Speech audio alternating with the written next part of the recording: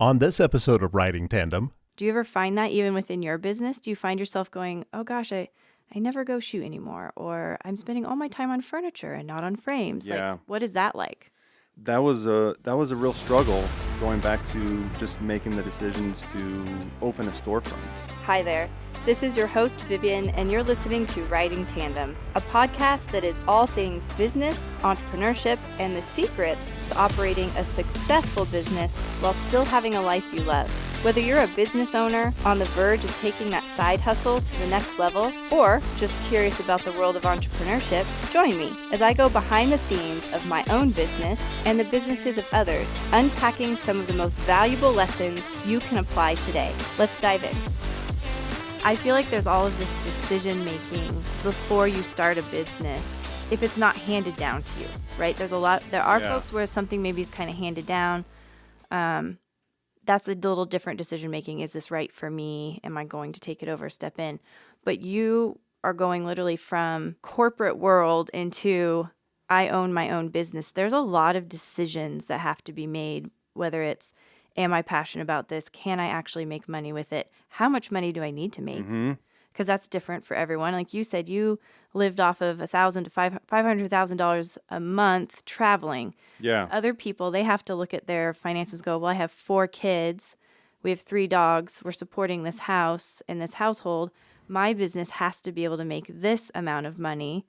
And so that decision's very different for different people in stages of life. Yeah. I mean, luckily I don't want to sound like selfish or anything, but we're in a position where like we don't have kids. We have a dog. We don't necessarily want kids. That could change. I'm adopted, so if down the road like that presents itself, then we'll worry about that then. But like we're both professionally in a position where she's doing what she loves and I'm doing what I love, and we don't have a lot of distractions. And so, yeah, it depends on where you're at in your life to where those decisions might be different depending on the day. Absolutely. And it's actually something my husband and I, and you know this, I think, because you've had chats with him too, is, I've owned my own business essentially forever. Mm-hmm. My parents own their own businesses.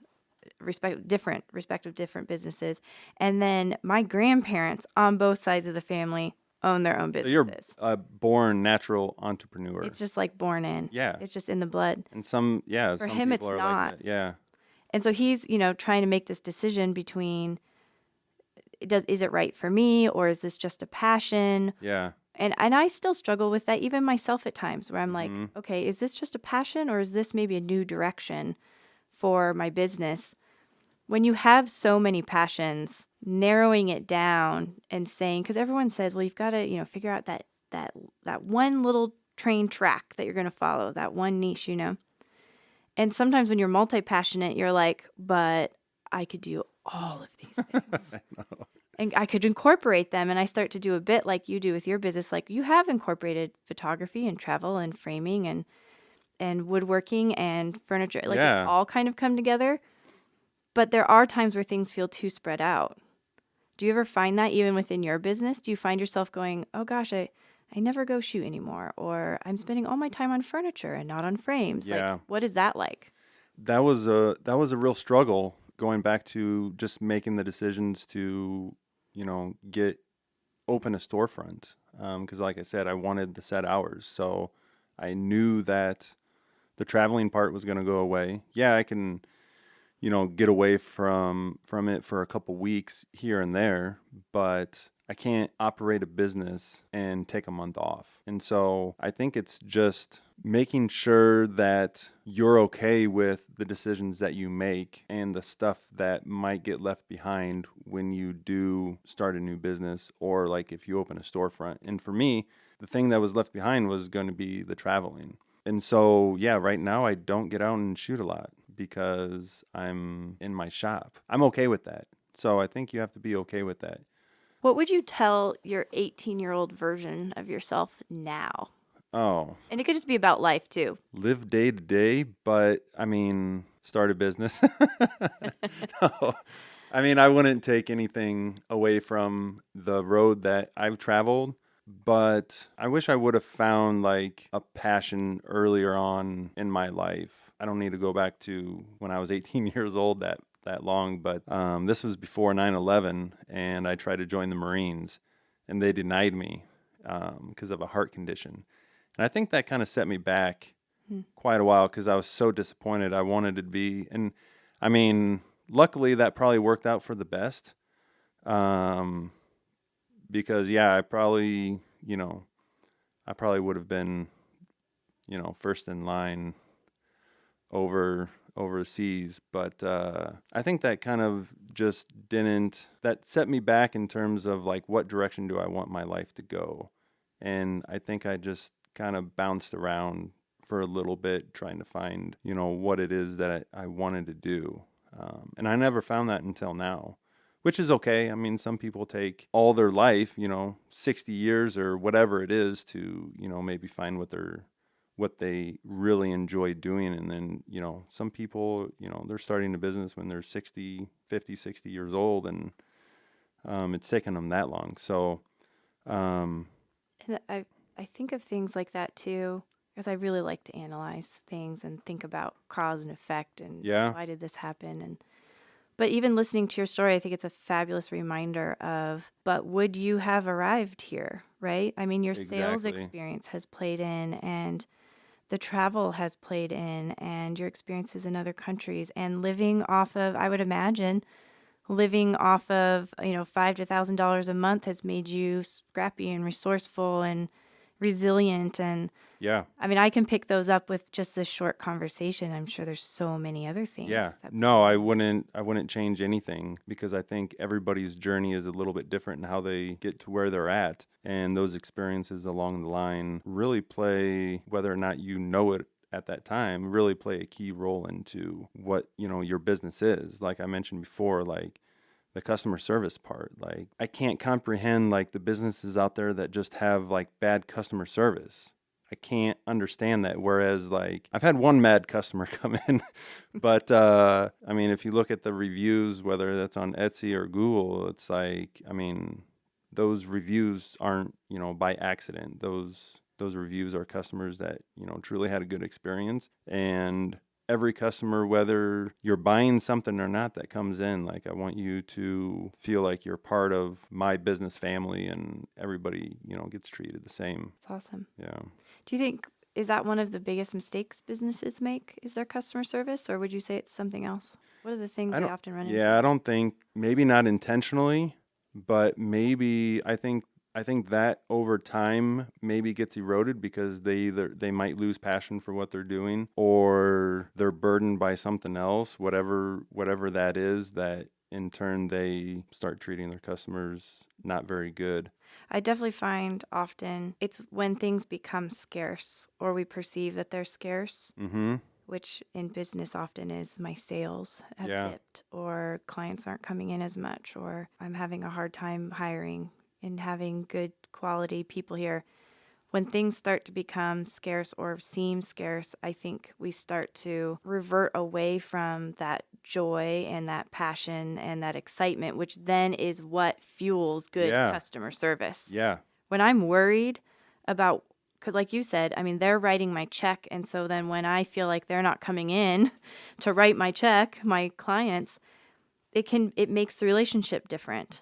Right? I now have a desperation for you, and then that adds these high stakes and this pressure, and sometimes I think business owners can crumble under that, whether that's permanently or for a period of time. Hopefully they work out of that, but I'm not going to say I'm never going to get to that point, but I hope I don't.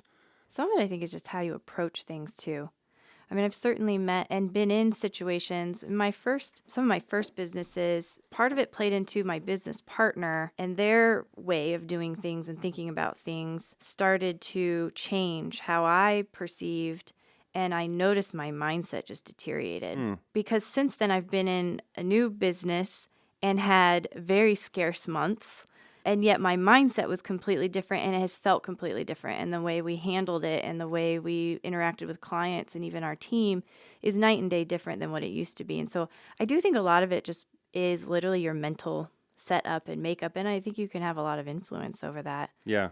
Even though the bank accounts looked about the same in both situations, Mm-hmm. the outcomes have been completely different because of the way I perceived it in my own head and the story I was telling myself. Yeah. Yeah, I find going back to writing like, financial goals down, like I didn't really do it the first year. I just kind of put myself out there and, said, let's see what happens. Where now I have more data that I can, firmly project what next year expectations will be.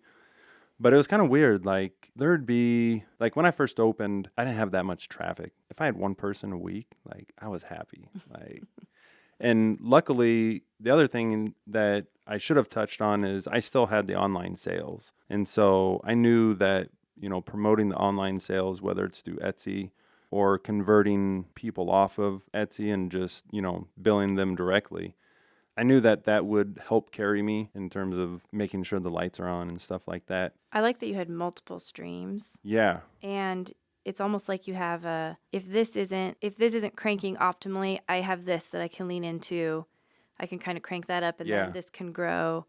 When you're not relying just on people walking in the door, that's a Yep. completely different financial model, Yeah. right? When you have those multiple streams, even though they're all related, it's very smart. And that's what maybe made it a little bit easier to open up a store and try to capitalize on a different stream of revenue. And so what I found was there would be, let's say after the first 6 months, there'd be a couple weeks where like I wouldn't have anybody come in. Mm-hmm. And then I would have one customer come in, and then all of a sudden, like I would be like 20 frames deep on orders, and it's like, how am I going to get through this? That's where I'm at right now. It's like I have a lot of frames for Christmas and some tables and furniture and stuff that need to be done, but it kind of just goes in, a couple weeks where I get back to normal and not have anybody come in, and then all of a sudden it's like one person comes in. I can say now it's like one person will come in and be like, yep,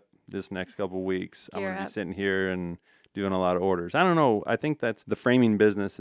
I think a lot of people experience that as well, just in general in the framing business. Could see it being seasonal. And one of the big things within any business is learning what your cash flow seasons are. Mm-hmm. And then projecting that out so that, one, you don't get into a freak out scarcity mindset in those months that are going to be down. Yep. And so then you're not like, knee-jerk reaction. But two, so that you do know, did I hit my metric to float me through the next season? And if not, what's my plan? Yep.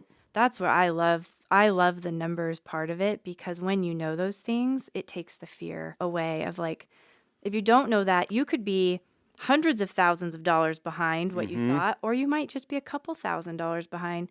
And those are completely different problems to solve. Yep. Both can be solved, but not until you know what the problem is. Yeah, and now that I've been going on a year now, year and a half almost, I can kind of project those numbers and when those things will be, when the sales will be up or when people won't be coming in. And you know not to go buy some big fancy piece of equipment right now. I know. Yeah, that's hard. So I'm curious. I'm going to transition a little bit here. Yeah.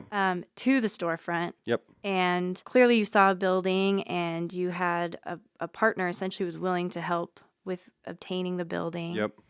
And you're in there. I'm just curious, what has it been like to transition to a storefront and to be part now of that community? Because when you have a building, I feel like you really become part of that block, neighborhood, city. It's a different feeling. Yeah. So, like we mentioned before, I grew up in Ralston. And Ralston's a tight community, like I assume, like, maybe Council Bluffs is. Everybody knows, everybody in terms of the business aspect. The mayor is easily accessible. I know him fairly well now because he also is a woodworker, so we kind of have that thing in common. But yeah, it was kind of nerve-wracking. I didn't know what I was doing. I went in there and I tore everything out. Unfortunately, the guy that had the building before, whether it was like water damage or just like shoddy electrical work, I had to take everything out. It was a learning experience, some growing pains. Not knowing, what permits to get, what I could or couldn't do. I started wiring everything up myself. And it's like, the neighbor complained, and then the city came, and I didn't like get shut down or anything, but it's going through those pains of and experiences of not knowing what to do, but also not having the fear to try and figure them out is the biggest takeaway from that. Is like, yeah, we don't know what we're doing right now, but we're going to figure it out. And so that was the biggest thing to overcome. The other thing was just in the time that we're in with like a lot of the contractors, especially like electrical and plumbing contractors that I had to get in. I mean, it was months of waiting. I mean, this was kind of during the housing boom. With low interest rates, everybody's building a new house. If you're an electrical or plumbing company, like, is it easier for you to go into a new home and do it, or go into some crappy building that was built in 1956 and do a job? And it's like, they're going to take the new one every day over the old one. So it was just getting those people in. And yeah, when I got the building in August of 2020, I had expectations of being open in December of 2020. Wow. And yeah, that was cut very short. Like, I was like, all right, well, maybe January. And then it went to March. And then it's like, well, maybe June. And then after that, it's like, I'm not even going to set a date because it just got more frustrating and just waiting. How did that impact your business? Because if you were thinking, I'm going to be up and operational, and then that keeps pushing. Well, I was still like operational out of my garage, so I didn't move anything over until I had everything ready. So I had all the online stuff that, kept me going through those times. So I would spend, the majority of my day at home building stuff. And then at night I would go over and do what I can on the building and get that ready. And then finally I opened in September 1st, 2021. And, yeah, just getting to that point was, it was kind of exhausting, but at the same time, just fighting through some of those things, whether it was, with the inspections or with the contractors and stuff, is just realizing like what's on the other side is going to be better than what it is right now.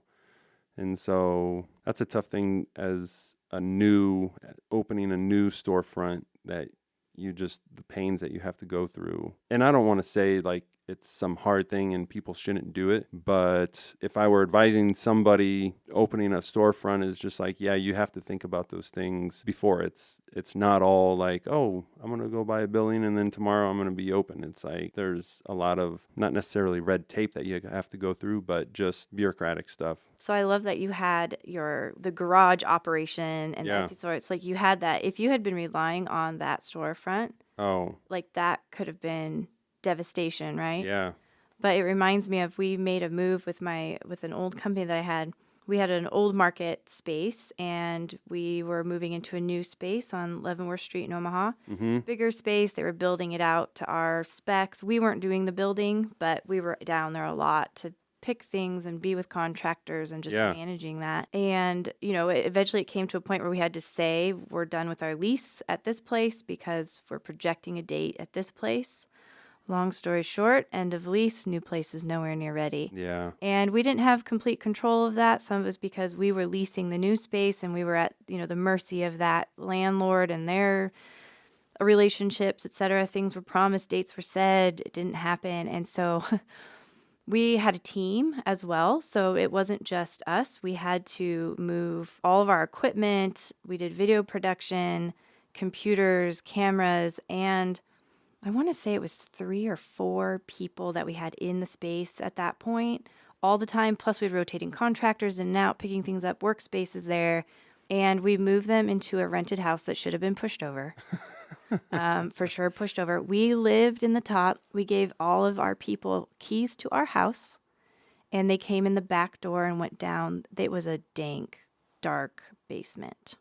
And they came down the back stairs into our basement. I think it was dirt floors. I can't remember, but it had that feel. Man. We set up as best as we could a workspace down there, all these computers, etc.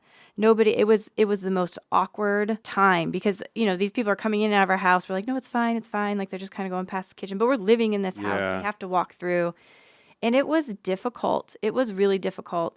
And it really changed the culture, of course. Did you guys become closer, or did they kind of grow apart because It was interesting. Some of the people had been with us for a while, and they were very like understanding. Mm-hmm. Like, what are you gonna do, right? Yeah. Flip side, we had some who had been with us less time, and the work environment does make a difference. The color of the walls and the atmosphere, and whether does. there's windows. And so, everyone made the best of it, and I set it up down there as best as I could.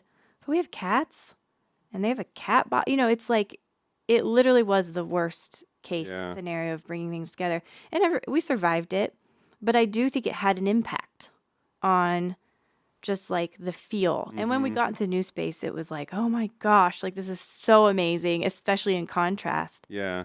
But you've got to have those plans. You also just have to be willing to go, this is what it is, and we're going to give everyone keys to our house, and we're going to make it work because that's the solution for here and now. Yeah. But I just think of that. Those transitions can be hard. They are, and it takes a certain person and personality to be able to do stuff like that. There's some people that they're fine with the corporate job and the security and stuff like that, and that's great. But there are people that, would go through something like that in terms of transition and knowing what, the future is going to have. And luckily, I'm one of those people that can see on the other side and see, a finished product, look at a raw wood slab and see what the finished product is going to be. Mm. Yeah, unfortunately, not everybody is like that. And that's okay, Yeah, for sure. So. And you must have given up a lot of personal time. Yeah, especially working out of the garage. Well, it was kind of different because that was when everybody started working from home. Mm. So the wife is at home. Mm-hmm. I'm in the garage. Our house was a disaster. Like, if you can imagine having a wood shop in the garage, and then the stairs were full of sawdust every day. Our house is pretty clean now, but like back then, and God bless her, my wife is, how do I put this nicely? She likes a clean house. Sure, yeah. Which, who doesn't? Right. But yeah, that was a little frustrating where, like, I like clean things, but it doesn't have to be perfect. Yeah. But our personal time is now probably less, actually, because now everything is at the store, and I'm more often than not at the store. And even sometimes, like right now, working late, like I'll go home, eat dinner, and then go back till 11, 12 o'clock at night. Just to, try to get things done. Whereas like before, I was always downstairs, I could work till 12 o'clock. But luckily, like, I mentioned before, we're both at a point in our lives professionally where, she probably works more than me. She's not only working full time, but she's also doing her PhD. So she does a lot more. She's reading till midnight every night and doing a lot. So we both have a good balance of work and our personal time. So I know it was something that you had said, is that you thought that it's important to take time for yourself. Yeah, that's another thing. So when I opened up the shop, I was there all day, every day, from in the morning till like late at night. And that was just like getting things done. But I was worried about having things done for a client or whatever it was. And so now I've kind of backed off to where I can shut down. I close the store at 5:30. I can shut down at 5:30, go home, spend some time with the family, have dinner, do a little workout and stuff like that. And if I need to go back, I'll go back.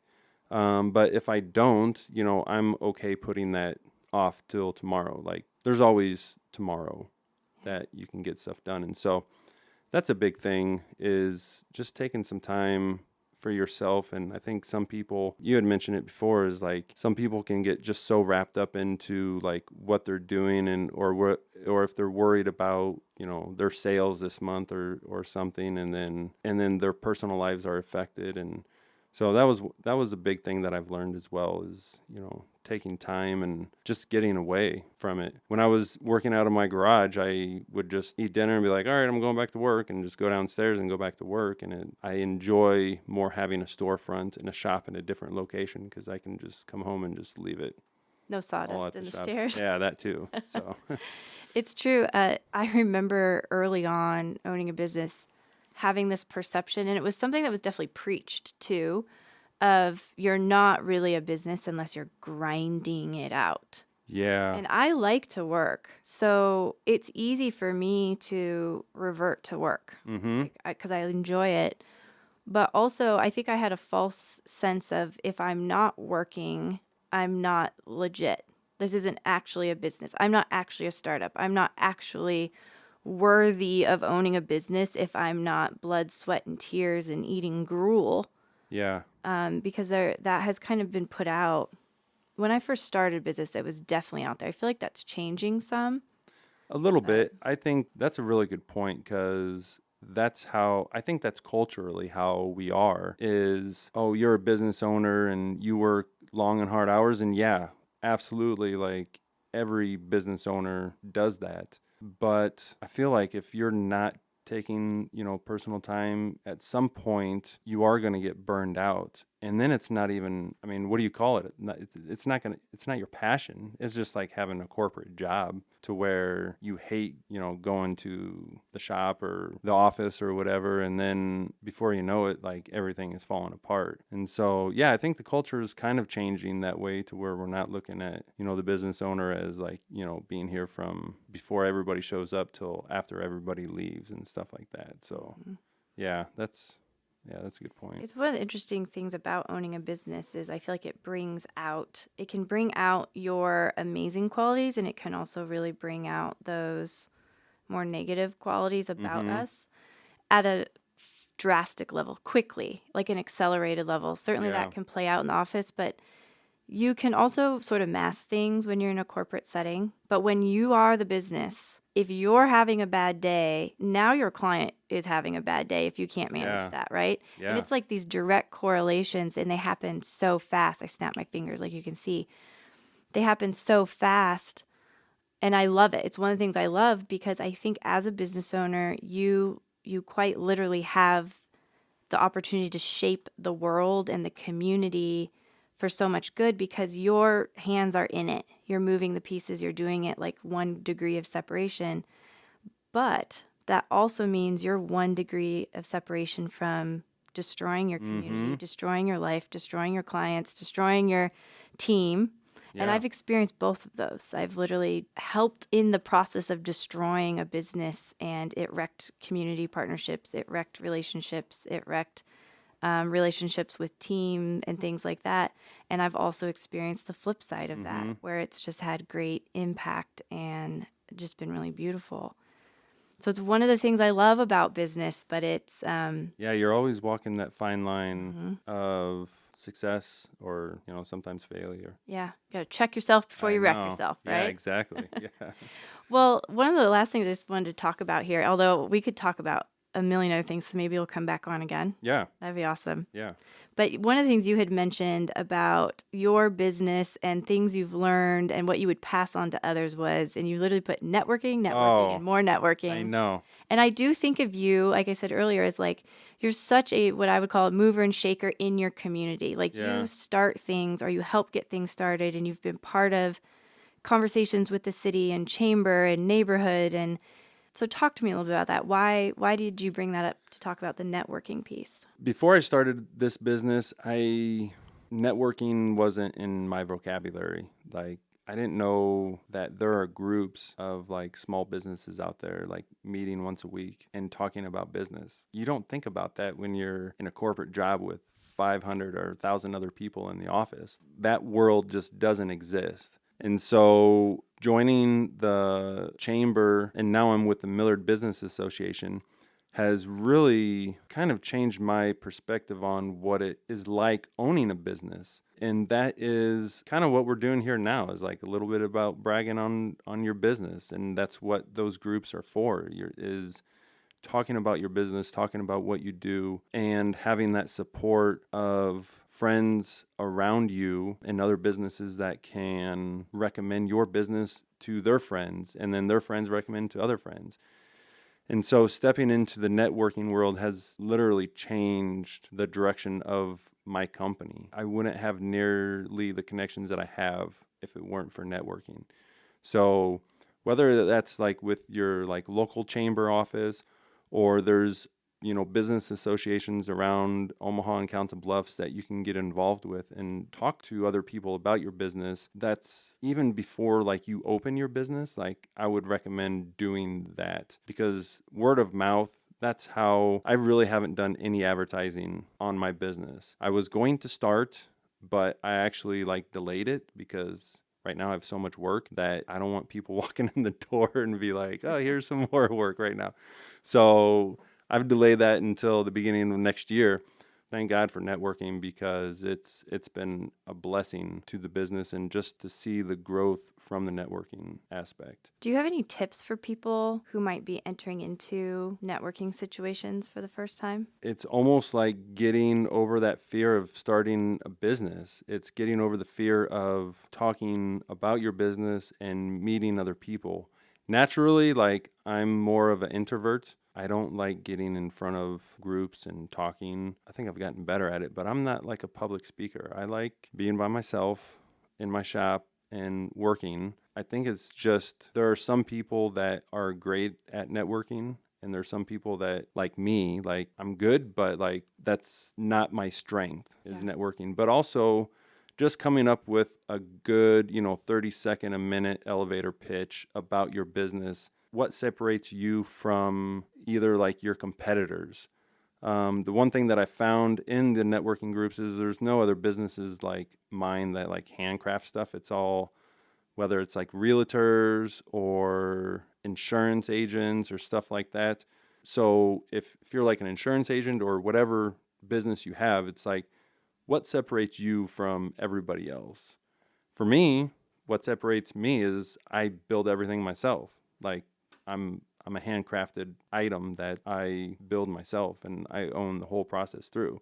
And so I try to really capitalize that in the networking groups.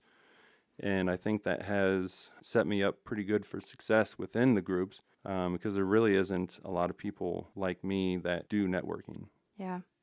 It's so interesting listening to you talk about this. I am an extreme introvert as well. Yeah. And Michaela and I joke about this. Michaela's my business partner. Michaela is an extreme extrovert, but everyone thinks that I'm an extrovert. And I just like to tell people I'm a well-trained introvert. And I think it's because of owning a business, quite honestly, there are certain things that maybe don't come naturally to you when you own a business, but it doesn't mean you can't learn how to do things better, right? Maybe numbers aren't your thing. It doesn't mean you can't get better at them. Maybe sales isn't your thing. Doesn't mean you can't take a course and get better. Exactly, yeah. And so though it comes more naturally to Michaela and I had to work on it, I've worked on it for so many years that people think I'm the extrovert. Yeah. And so we just laugh about it all the time. They'll always say that, like, "Oh my gosh, I thought you were so extrovert." I'm like, "No, you've just exhausted me. You have depleted my people bank for the day." But that's one of the beautiful things, again, I love about business is it stretches you. And now I have gained this great skill of being able to get in front of people or tell my story or walk into a situation. And inside I'm going, I want to go back to the car, get my car and go home. I know. But it doesn't flare up as much anymore because I've practiced the muscle. And it's networking for a lot of people is a fear. And I understand it because as a youth, I should say, I would be invited to like these youth groups and things. And I have literally shown up, parked my car, and then driven home and not gotten out because I'm so afraid to walk inside.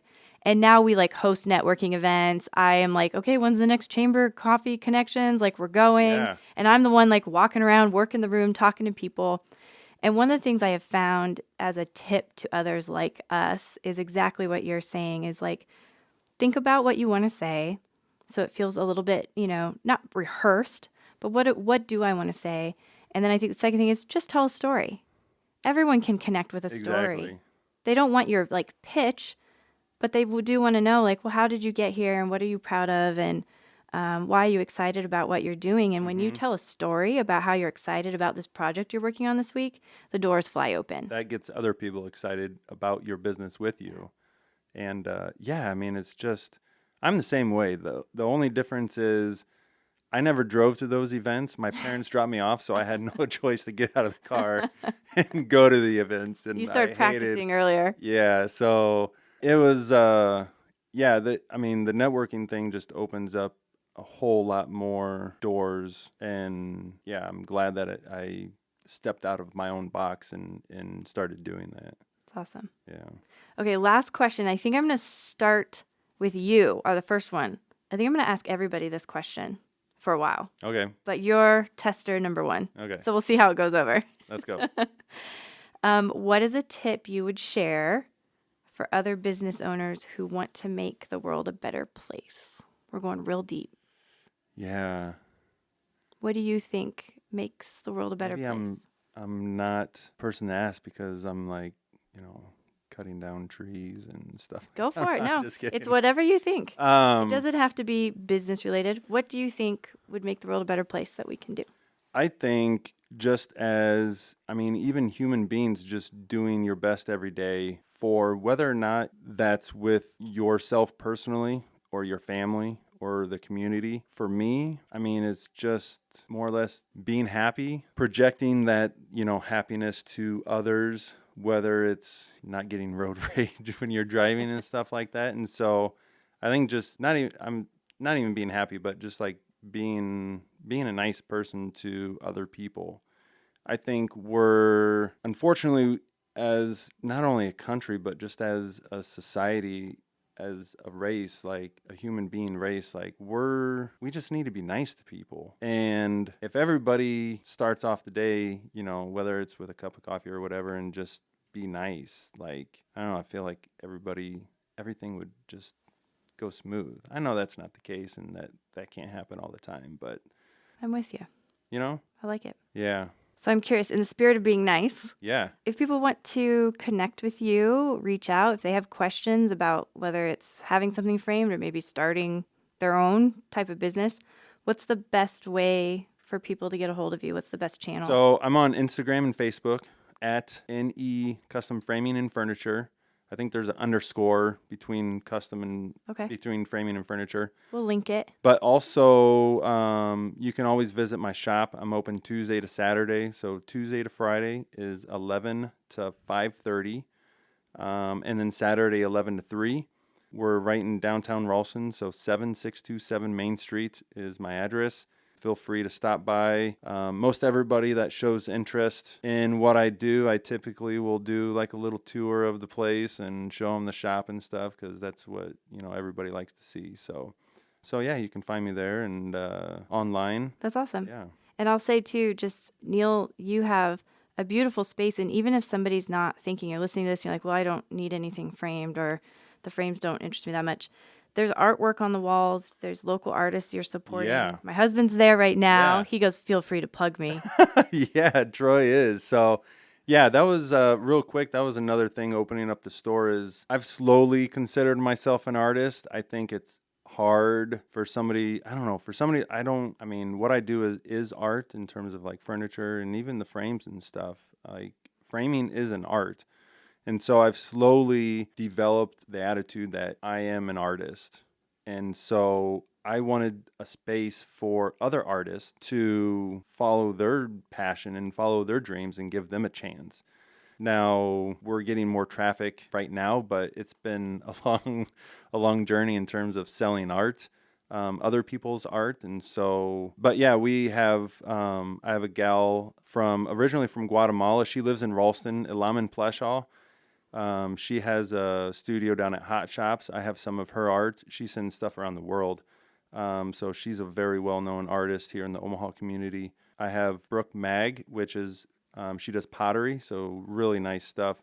Danica Rowe does alcohol ink. She lives in Columbus. And then, yeah, Troy has some of his landscape photography up. And So stop in and see the artwork. yeah, And that'd be great. I appreciate you so much coming on today. And just want to say, too, if anyone is enjoying the podcast, one of the ways I've been asked is, well, how can we support what you're doing? And, one of the biggest ways you can support these episodes is by following and subscribing and sharing with a friend. So I hope you'll share Neal's story, and we'll see you on the next episode. Yeah. And we'll have you back here again soon. Yeah, awesome. Awesome. I appreciate it. All right. Thank you so much. Mm-hmm. Riding Tandem is recorded on location at the studios on South 4th in Council Bluffs, Iowa, in cooperation with Todd Studer Productions.